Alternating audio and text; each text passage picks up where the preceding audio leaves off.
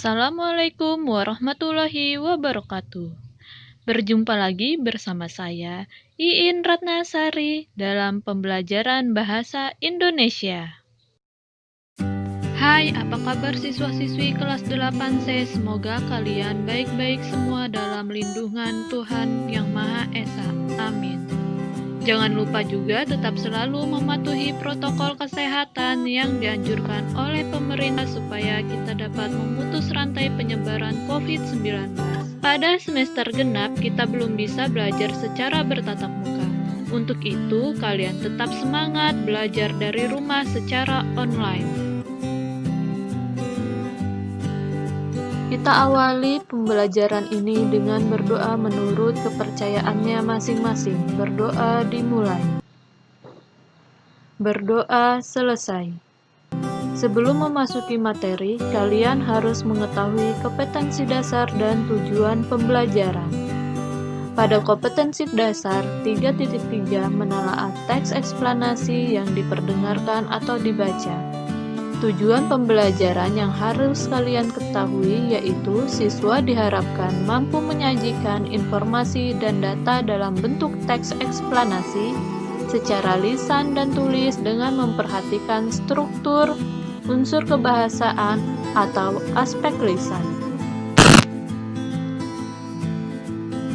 Pernahkah kalian mendengar dan membaca teks atau berita tentang bencana alam seperti gempa bumi atau tsunami?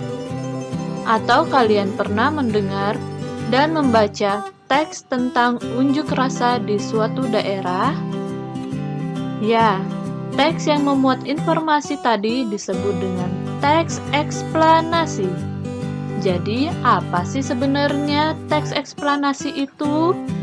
Sebelum kita membahas mengenai pengertian teks eksplanasi, ada beberapa hal yang nantinya akan saya jelaskan mengenai teks eksplanasi.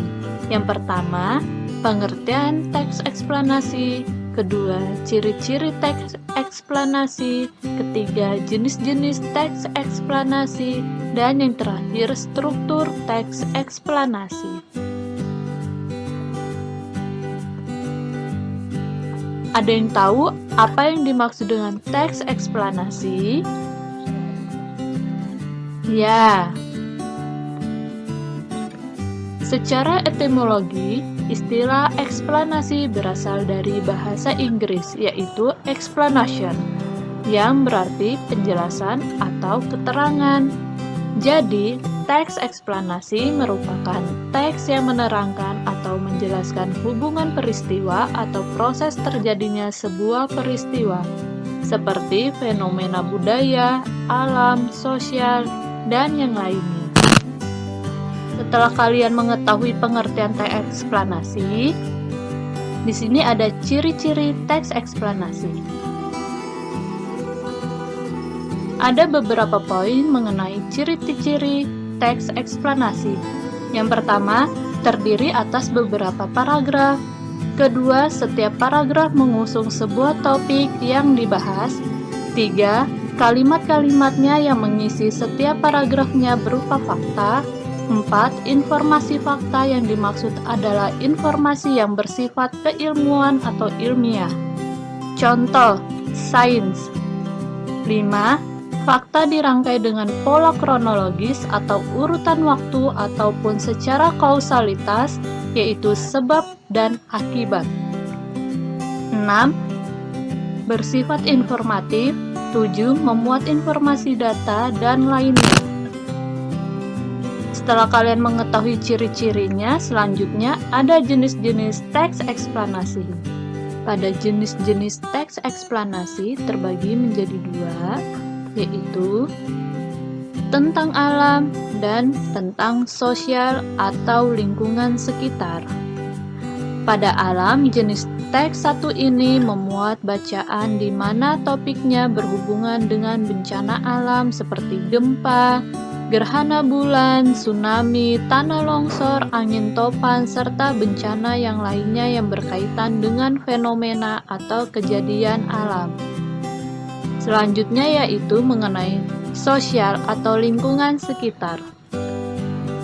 Di dalamnya berisikan mengenai peristiwa yang berlangsung di sekitar kita seperti adanya demo, pemadaman aliran listrik, rumah roboh, pengangguran, kemiskinan, dan lainnya. Di dalam jenis teks ini bisa diuraikan menjadi banyak topik seperti mengenai budaya, permasalahan perekonomian masyarakat, atau yang lainnya.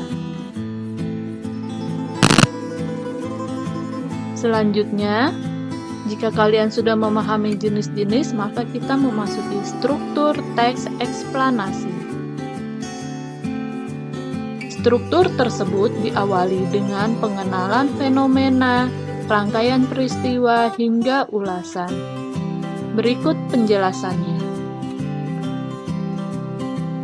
Pada struktur teks eksplanasi yang pertama, identifikasi fenomena, yaitu mengidentifikasi sesuatu yang akan diterangkan. Hal itu biasa terkait dengan fenomena alam, sosial, budaya, dan fenomena-fenomena lainnya.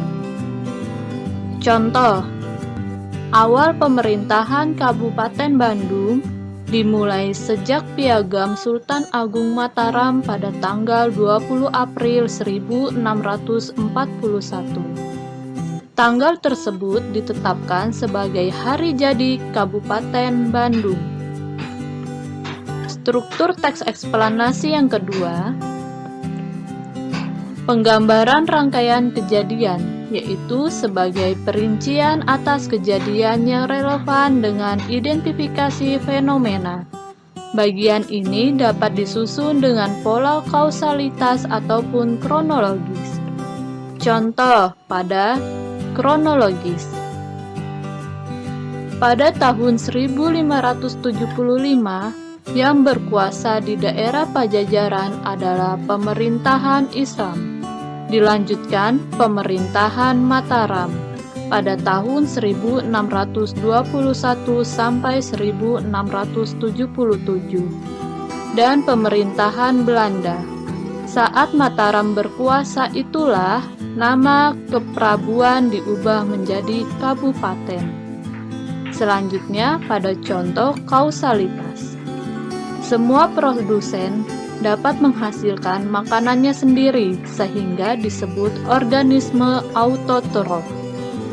Sebagai produsen, tumbuhan hijau menghasilkan makanan melalui proses fotosintesis.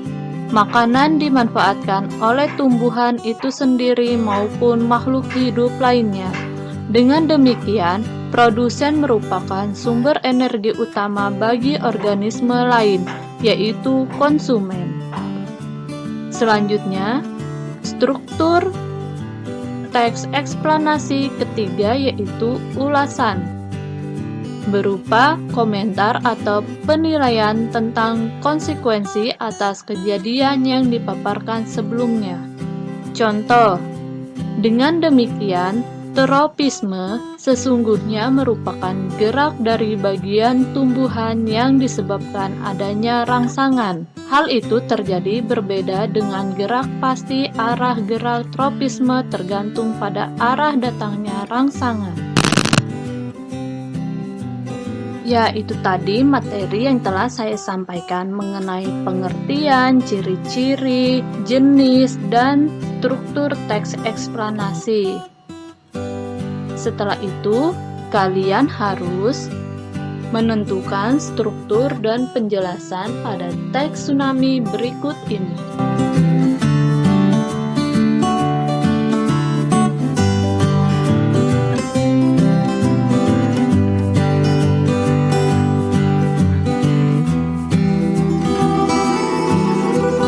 Ya, itu tadi pemaparan materi teks eksplanasi.